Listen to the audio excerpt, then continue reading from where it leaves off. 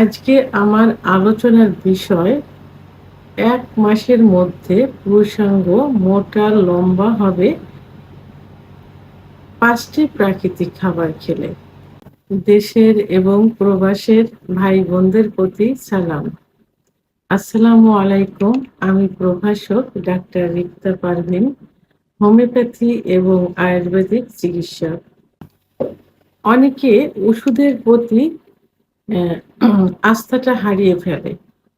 কারণ অ্যা যৌন অক্ষমতার যে পুরুষের মেন যে হরমোন টেস্টোস্টেরন হরমোন কমে গেলে হয়, এই ধারণাটা অনেকের নেই, অর্থাৎ অনেকে বোঝে না।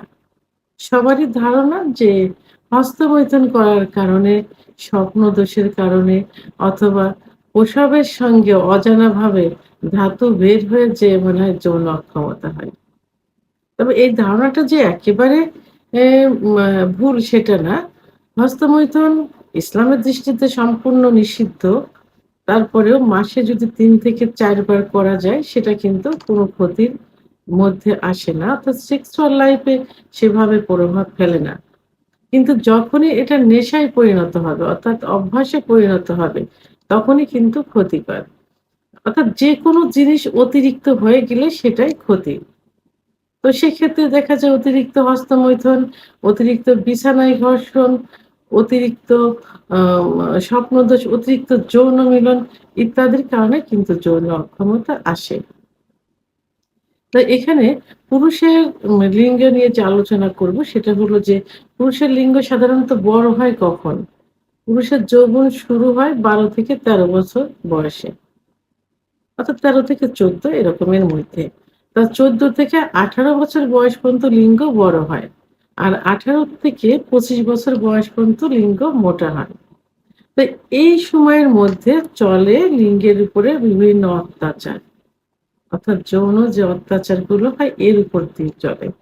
কারণ পুরুষের আ অল্প বয়সে যখন তাদের বীর্য তৈরি হয়নি ঠিক সঙ্গদোষে হোক, বন্ধু-বান্ধবের সঙ্গে অর্থাৎ বাড়ির কাজের ছেলে, আ বাসায় যে পড়ায় একজন টিচার থাকে, পার্মানেন্ট যে টিচার অথবা সমবয়সিকারা যে কেউ থাকলে উম তো তাদের সঙ্গে মিশে তাদের কাছ থেকে যে যৌবনের শুরু হওয়ার আগে এক ধরনের লালা পানির মতো আসে। এখন লিঙ্গেতে হাত দিলে পানিটার সাথে একটু সুখ অনুভব হয়। এই সঙ্গদোষ এইগুলো তারা বুঝতে পারে। তখন থেকেই তাদের অভ্যাস হয়ে যায় হস্তমৈথুনের এবং খুব বেশি পরিমাণে হয়ে থাকে। আবার বিছনায় ঘর্ষণ দিয়ে বীর্যপাত করলে লিঙ্গের গোড়ায় অসংখ্য শিরা থাকে। সেই শিরাগুলো কি হয়? লুজ হয়ে যায় অনেক সময় আ ২-১ টা চিরেও যেতে পারে। কারণ ঘর্ষণের কারণে লিঙ্গের মাথাটা বালিশ, কোল বালিশে পড়ে। কিন্তু প্রেশার আসে কিন্তু লিঙ্গের গোড়ায়। যেমন একটা গাছে পেলা দিলে পড়ে যাচ্ছে গাছটা পেলা দিচ্ছে। তো ওই যে গাছের যেখানে পেলা দেওয়া ওখানে কিন্তু কিছু হবে না। যেখানে গুড়া থাকে, যে গুড়ার উপরে ভর দেওয়া থাকে সেখানের মাটি কিন্তু সরে যায়। তাহলে অ্যা মা ঘর্ষণ দিয়ে বীর্যপাত করলে লিঙ্গের সবথেকে বেশি ক্ষতি হয় যেটা একবারে বোঝা যায় না, ধীরে, ধীরে বোঝা যায়। আবার এখন সমকামিতা করে থাকে। তো সমকামিতা অতিরিক্ত স্বপ্নদোষ, অতিরিক্ত যৌন মিলন ইত্যাদির কারণে লিঙ্গের ক্ষমতা চলে আসে। লিঙ্গ আস্তে, আস্তে ছোট হয়ে যায়। মনে হয় কচ্ছপের মতো ভিতরে ঢুকে যাচ্ছে নিস্তেজ অবস্থায়। এবং যখন শক্ত হয় দেখা যায় মাঝখানে একটু অ্যা মানে ভাঁজ পড়ে যাচ্ছে। আবার উত্থান অবস্থায় থাকে ধনুকের মতো বাঁকা হয়ে যাচ্ছে। পেরোনিস ডিজিজ যেটাকে বলে। আবার আগামোটা, গোড়া চিকন ইত্যাদি। তো এগুলো যখন হয় তখন এরা বিভিন্ন ওষুধ খেতে থাকে গোপনে, গোপনে। অনেকে বিয়েও করতে চায় না, বিয়ে করেও না। তো এই যে পথে ঘাটে পাশে বসে থাকা যে কবিরাজ, হেকিমদের কাছ থেকে তৈরি করা হালুয়া, আ আ বিভিন্ন অন টাইম ট্যাবলেট, ক্যাপসুল, বিকল্প ধারা বিভিন্ন চিকিৎসা নিয়ে এগুলো বেশি ক্ষতি হয়ে যায়। তখন এর প্রতি তাদের একটা আস্থা, সে আস্থাটা হারিয়ে ফেলে। তখন তারা ন্যাচারাল কিছু খাবার খেতে চায়। ন্যাচারাল কিছু মেসেজ খুঁজতে থাকে। তো সেই ন্যাচারাল অ খাবারের মধ্যে সাধারণত দুধ, ডিম, খেজুর, কাজু বাদাম, মধু, অর্গানিক নারকেল তেল ইত্যাদি খাবারগুলো অহরহ খেয়ে থাকে এবং খেতে থাকে এভাবে। তো এগুলো শুক্রাণু তৈরির জন্য অর্থাৎ বৃদ্ধির জন্য, শুক্রাণু গাঢ় করার জন্য, যৌন অক্ষমতা দূর করার জন্য ভালো ভূমিকা পালন করে থাকি। এগুলোর পাশাপাশি আমি আজকে ৪ থেকে ৫ টি ন্যাচারাল কিছু খাবার বলবো, যে খাবারগুলো সেবন করলে লিঙ্গ খুব অল্প দিনের মধ্যেই ৩ সপ্তাহ ১ মাসের মধ্যে আ ডেভেলপ হয়ে যায়। অর্থাৎ মোটা হবে, লম্বা হবে, শক্ত হবে। তার মধ্যে একটা পরিচিত যে এটা আসলে খাবার হিসাবে ধরা হয় না। এটা অনেকে জানেও না যে এটা খাবার। তো সেটা হলো ১ নম্বর ঝিনুক। আমরা ঝিনুক দেখে থাকি যে পুকুরে আ আ আশেপাশে কিন্তু ঝিনুক অনেক হয়ে থাকে। আবার এখন ঝিনুকের চাষও কিন্তু করে থাকে। তো এই ঝিনুকে পর্যাপ্ত পরিমাণ জিঙ্ক থাকে। এই জিঙ্ক শুক্রাণু বৃদ্ধি করতে, ব্লাড সার্কুলেশন করতে এবং দ্রুত বীর্যপাত রোধ করতে এবং নতুন কোষ সৃষ্টি করতে সহযোগিতা করে থাকে। তো এই মা আ মা ঝিনুক এখন কিন্তু ভালো, ভালো রেস্টুরেন্টে এবং ভালো, ভালো জায়গায় ঝিনুক কিন্তু আ খাবার হিসেবে খেয়ে থাকে। আবার অনেকে কিন্তু দেখবেন যে কাঁচাও খেয়ে থাকে, একটু মসলা-টসলা দিয়ে খেয়ে থাকে। তো এই ঝিনুকটা আপনারা প্রতিদিনের খাবারের তালিকায় মানে পার্সোনালি ফ্যামিলির অনেকে হয়তো এটা খাবে না। মানে এই রোগের জন্য, এইটার জন্য, এই যে সমস্যাটা হচ্ছে, এই সমস্যার জন্য আপনারা প্রতিদিন রান্না করেও খেতে পারেন অথবা কাঁচাও খেতে পারেন। কিছুদিন খেলে দেখবেন যে এই লিঙ্গ মোটা এবং শক্ত হয়ে যাবে, বড় হয়ে যাবে। ২ নম্বর যেটা সেটা হলো অ্যাসপারাগাস। অ্যাসপারাগাসে পর্যাপ্ত পরিমাণ ভিটামিন থাকে এবং খনিজ লবণ থাকে।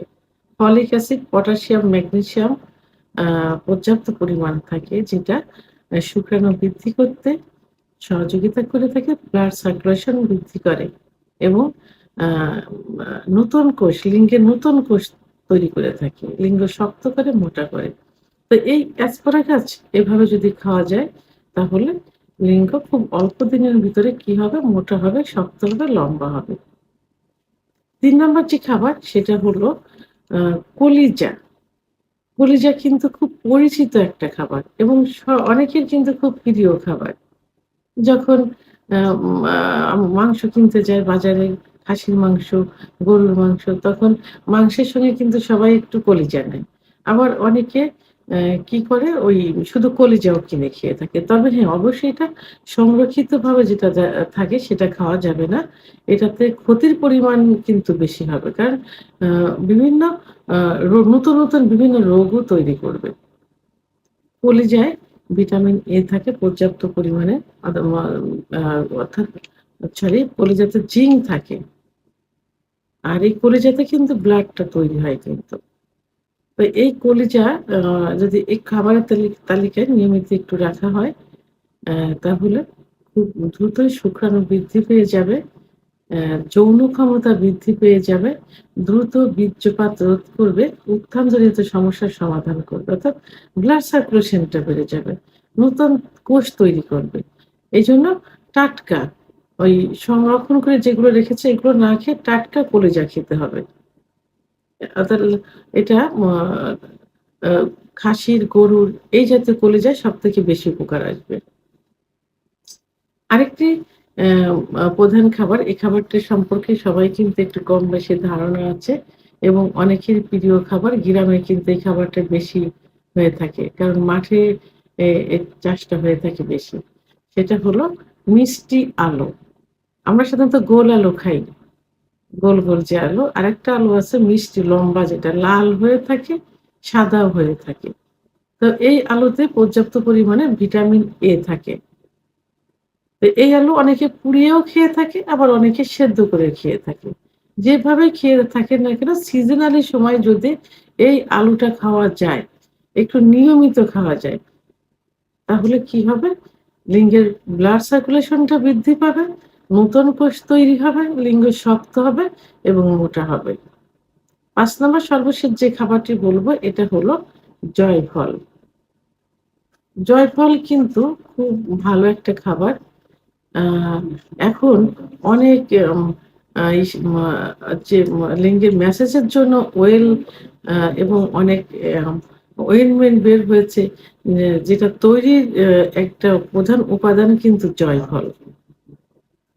তো এই জয়ফলটা যদি নিয়মিত খাওয়া যায় কিছুদিন, তাহলে কিন্তু লিঙ্গের ব্লাড সার্কুলেশনটা বেড়ে যাবে, লিঙ্গে কোষ, নতুন নতুন কোষ তৈরি হবে এবং লিঙ্গ মোটা ও শক্ত হবে। অর্থাৎ এই জয়ফলটা অ্যান্টিঅক্সিডেন্টের কাজ করে থাকে। তো আমি যে ৫ টি খাবারের কথা বললাম, ন্যাচারাল যে খাবারের কথা বললাম, এই খাবারগুলো যদি নিয়মিত একটু খাওয়া যায় তাহলে দেখবেন ৩ সপ্তাহ থেকে ১ মাসের মধ্যে লিঙ্গের অনেক পরিবর্তন চলে আসছে। অর্থাৎ লিঙ্গ যদি আগে ভালো ছিল, এখন সেগুলো ক্ষতি হয়ে গেছে। ছোট হয়ে গেছে, চিকন হয়ে গেছে, খর্বতা চলে আসছে। কিন্তু যদি ভালো ছিল, আরো ভালো করতে চান, সেক্ষেত্রে কিন্তু সেটা ডেভেলপ হবে না। অর্থাৎ ক্ষতিগ্রস্ত হয়ে গেছে, সেক্ষেত্রে এটা ডেভেলপ হবে। ভিডিওটি সম্পর্কে যদি কোনো মতামত থেকে থাকে অবশ্যই কমেন্টস এর মাধ্যমে জানাবেন। আর ভিডিওটি ভালো লাগলে লাইক, কমেন্ট, সাবস্ক্রাইব করে আমার সঙ্গে থাকুন। আল্লাহ হাফেজ।